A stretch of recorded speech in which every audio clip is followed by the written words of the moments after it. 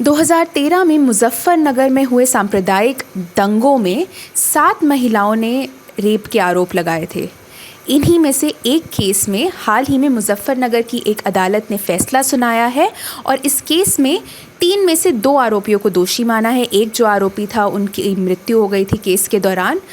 अब हमारे साथ हैं इस केस में जो पीड़िता थी, जिन्होंने 10 साल तक ये लड़ाई लड़ी, कई तरह के उनके दबाव झेलने पड़े, इसके बावजूद वो इस केस में डटी रही 10 साल तक, और वो इस समय हमारे साथ हैं। आप ने जो ये लड़ाई लड़ी है 10 साल तक, इसके बारे में मैं आपसे जानना चाहती हूँ। अगर आप हमारे दर्शकों को थोड़ा बता पाए कि किस तरह की आपको कठिनाइयाँ इन सभी सालों में झेलनी पड़ी। हमें बहुत कठिनाई झेलनी पड़ी। एक पहली बात तो हमारा रिपोर्ट ही नहीं मतलब दर्ज हो रही थी, हमारी कोई सुनवाई नहीं हो रही थी। शुरू में तो उन लोगों ने मुझे बहुत धमकियाँ दी, रेप के बाद धमकियाँ दी मुझे कि अगर रिपोर्ट करोगे तो मार देंगे और अपने मतलब पति से बताएगी तो छोड़ देंगे। इस तरह की उन लोगों ने हमें धमकियाँ दी। 5-6 महीने तक तो मैंने कुछ नहीं किया। फिर मुझे पता चला कि कुछ लोग इस तरह से केसेस कर रहे हैं, कुछ औरतों से पता चला। मैंने भी एक चिट्ठी लिखी डाक खाने से, उसको थाना फुगाना को भेजी। उसके बाद भी मुझे कोई पता नहीं आया, मेरा कोई जवाब नहीं आया उधर से। मैं बहुत निराश हो गई कि अब कैसे होगा, क्या होगा, कि उधर जाने से मैं डरती थी। मुझे बहुत दहशत थी उधर से कि मैं वहाँ पे जा नहीं सकती थी। इस वजह से हमने थाना फुगाना को चिट्ठी भेजी थी डाक खाने से। पर उसके बाद मुझे कुछ औरतें मिली कि आपका भी हमने सुना है केस चल रहा है। मैंने कहा मेरा चल रहा है, लेकिन मेरा कोई सुनवाई नहीं हुई, काफ़ी टाइम हो गया। मैंने थाना फुगाना को चिट्ठी भेजी थी। उन्होंने कहा कि हमारे एक वकील हैं दिल्ली में, आप हमारे साथ वहाँ पे चलना और सुप्रीम कोर्ट में आपकी वो डालेंगी तो आपका भी हो जाएगा हमारे साथ में। मैंने ऐसा ही किया। मैं उनके साथ में दिल्ली गई और वकील से मिली। उन्होंने कहा कि आप हिम्मत मत हारो, आपकी बात अगर में सच्चाई है, सच है, आप परेशान हो तो इंसाफ ज़रूर मिलेगा आपको। उन्होंने हमसे ये भी कहा कि आपको धमकियाँ भी मिलेंगी, आपको लोग मारने की भी धमकियाँ देंगे, मारोगे भी। अगर आप इस तरह से तैयार हैं तो मैं आपका केस लड़ने के लिए तैयार हूँ। मैंने कहा आप लड़िए, हम हर चीज़ का सामना करेंगे। अच्छा, और मैंने वही किया। मैं आज तक डटी रही। हर मुसीबतों का सामना करना पड़ा, हमें धमकियाँ मिली। हम यहाँ से दिल्ली चले गए, 3 साल के लिए दिल्ली रहे हम लोग, इस दहशत से कि बच्चों को मारने की धमकियाँ दी, हमें मारने की, यहाँ तक कि हमारे घर तक आए वो लोग कि यहाँ पे जो भी बड़े छोटे आदमी थे उनसे मिले कि हमारा फैसला कराओ इनसे। इस तरह की मतलब उन्हें परेशान किया गया बहुत ज़्यादा, बहुत प्रेशर डाला हमारे ऊपर, पैसों का प्रेशर डाला। केसों के लिए क्या है, हमें थोड़ा ही पता था कि हमारी इज्जत लेंगे ये लोग, हमें पैसा देंगे इस चीज़ का। फिर वे ऐसा कैसे कह दिया कि हमने पैसे के लिए किया है सब कुछ। ऐसी कौन सी एक चीज़ थी जिसने आपको ये 10 साल लड़ाई लड़ने के लिए एकदम जो आपको एकदम हौसला दिया 10 सालों तक? 10 सालों तक मैंने देखा है कि कहीं हर चीज़ में किसी न किसी को इंसाफ मिला है। मेरी साथ में बहुत बुरा हुआ, मैं इसीलिए डटी रही कि मुझे देखने के बाद ताकि और माँ बहनें जो भी हैं अपनी हर चीज़ को मजबूती से लड़ें, अपनी लड़ाई को मजबूती से लड़ें, आगे उन्हें किसी और चीज़ का सामना भी क्यों ना करना पड़े। कि होगा ऐसा कि मुझे इंसाफ मिलेगा और उन्हें भी ये पता चलेगा कि हम भी ये लड़ाई लड़ते तो हमें भी इंसाफ मिलता। इन 10 सालों में आपकी सबसे बड़ी ताकत क्या रही है? सबसे बड़ी ताकत मेरे पति ने मुझे बहुत सपोर्ट किया, हमारी वकील ने हमें बहुत सपोर्ट किया, और एक एनजीओ है उन्होंने भी मुझे बहुत सपोर्ट किया था। हम यहाँ से चले जाए दिल्ली जाने के बाद सब ने कहा कि डरो मत, और मैं नहीं चाहती जो मेरे साथ में हुआ वो किसी और के साथ भी हो। अब आपके पति ने आपको काफ़ी सपोर्ट किया, आपने कहा एनजीओज़ आए, वकील आए, आपके बाकी परिवार का क्या वो सब आपके लिए सपोर्टिव थे? मेरे सब परिवार वाले, मेरे पति के चाचा जो परिवार थे, सास ससुर सब सपोर्ट में थे। सब ने बहुत सपोर्ट किया, मेरी मम्मी ने, भाइयों ने, सब ने। इस केस में जो पीड़िता हैं उनके हिसाब से, जिनसे हमने अभी बात की, उनके हिसाब से उनकी सबसे बड़ी हिम्मत इन 10 सालों के दौरान रहे हैं। उनके पति, जिनको उन्होंने सबसे पहले इस वाक़ये के बारे में बताया था, वो अभी हमारे साथ हैं।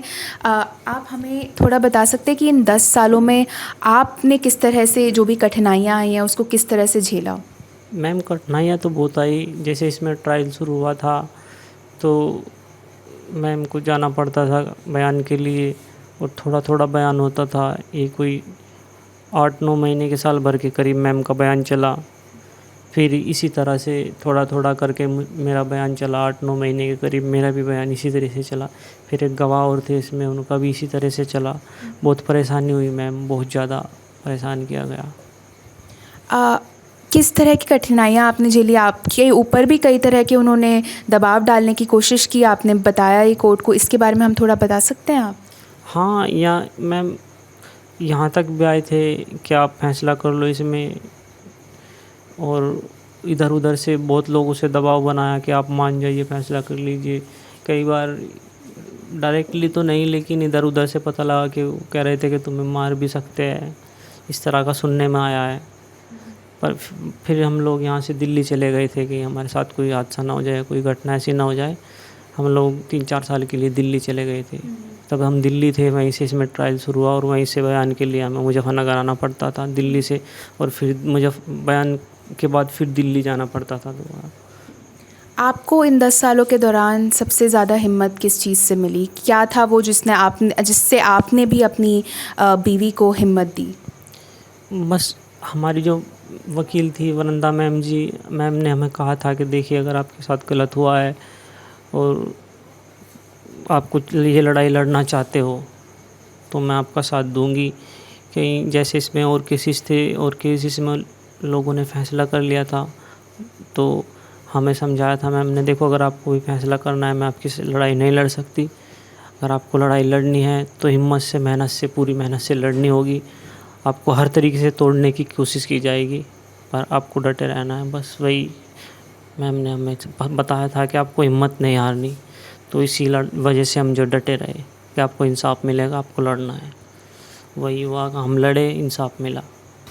और इतने सालों में जो आपने बताया कि आपको धमकियाँ आई, कभी डर नहीं लगा आपको कि किस तरह से इसको आप आगे लेके जाएंगे? डर तो मेरा उसी दिन ख़त्म हो गया था जिस दिन उन लोगों ने मेरे साथ में रेप किया था। मर तो मैं उसी दिन गई थी।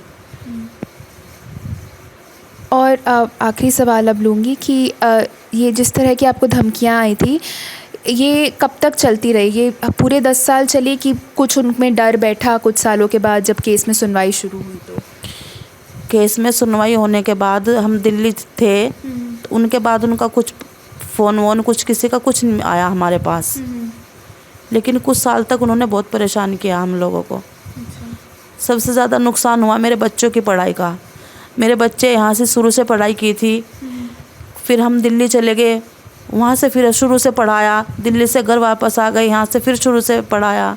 मेरा बड़ा बेटा 8वीं-9वीं क्लास में होता, आज वो 5 क्लास में है, 5वीं क्लास पूरी की है उसने। अब मुझे बहुत दुख है कि मेरे बच्चों का भविष्य भी ख़राब हो गया। जो टाइम चला गया, अब चाहे कुछ भी हो जाए या हुआ है, लेकिन जो चला गया वापस नहीं आ पाएगा।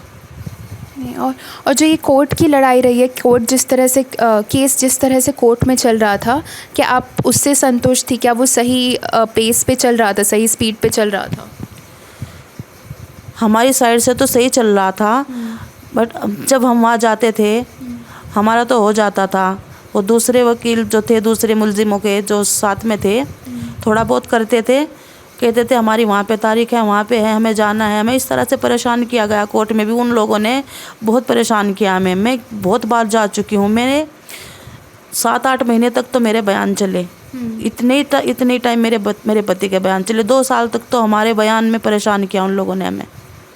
और जब आप कोर्ट जाती थी, वो भी वहाँ पे रहते थे, तो उस तरह से आपको प्रोटेक्शन मिलता था कि आपको थोड़ा डर लगता था उनको देखकर? डर लगता था मुझे, पर मेरे साथ में मतलब जो पांडे जी थे वो बहुत अच्छे थे। वो इंस्पेक्टर थे, वो मुझे लेने का उनका जिम्मा था, मुझे लाने और ले जाने का कोर्ट में। बहुत अच्छे थे, मुझसे बहुत अच्छे से पेश आते थे, बोलते थे कि डरो मत, हम तुम्हारे साथ हैं। और एक फुगाना से पैरोकार थे, उन्होंने भी मुझे बहुत सपोर्ट किया कि डरो मत, डरना मत। शुरू में मैं बहुत डर गई थी उन्हें देख के। मुझे ऐसा लग रहा था कि मुझे मार ही देंगे, 2-3 बार डरी हूँ, पर बाद में मुझे सब आसपास ही खड़े रहते थे कि हम यहीं पे हैं, आप डरो मत। तो क्या आपका शुरुआती डर कोर्ट में, क्योंकि किसी भी इंसान को कोर्ट में अगर पहली बार जाना पड़े तो एक तरह का डर अंदर रहता है, क्या कुछ सालों तक जब आप फिर जाने लगी कोर्ट में तो आपका वो डर कम होता गया? कम होता गया, सपोर्ट मिलता गया तो कम होता गया। चलिए, आपसे आखिरी सवाल एक पूछूंगी कि आपने ऐसी कौन सी चीज़ है जिसने आपको हिम्मत दी है लड़ाई लड़ने के लिए? मेरा ऊपर वाले पे बहुत भरोसा था। मैं बहुत रोती थी, जिस तरह से उन लोगों के सामने मैं रोई थी कि मुझे छोड़ दो, मुझे जाने दो, पर वो उस टाइम पे दरिंदे दहशत, मतलब दरिंदे बने हुए थे, उन्हें अपनी दरिंदगी पे ज़रा सा भी एहसास नहीं हुआ था। मैंने सोचा जिस तरह से मैं उनके सामने रोई हूँ, ऊपर वाले के सामने इसी तरह रोती थी, याद करती थी कि मुझे इंसाफ मिले। तो आज ऊपर वाले ने मेरी सुन ली, मुझे इंसाफ मिल गया। जिस इंसाफ की ये बात कर रही हैं वो है कोर्ट की ये जजमेंट। ये पहली जजमेंट है मुजफ्फरनगर केस में। जिस तरह से मैंने आपको बताया, सांप्रदायिक दंगों के बाद कई महिलाओं ने ऐसे आरोप लगाए थे। फाइनली 10 साल के बाद एक कोर्ट से इस केस में 2 आरोपियों को दोषी माना गया है। द प्रिंट के लिए मैं अपूर्वा मंधानी, हमसे जुड़ने के लिए आप सभी का बहुत बहुत धन्यवाद।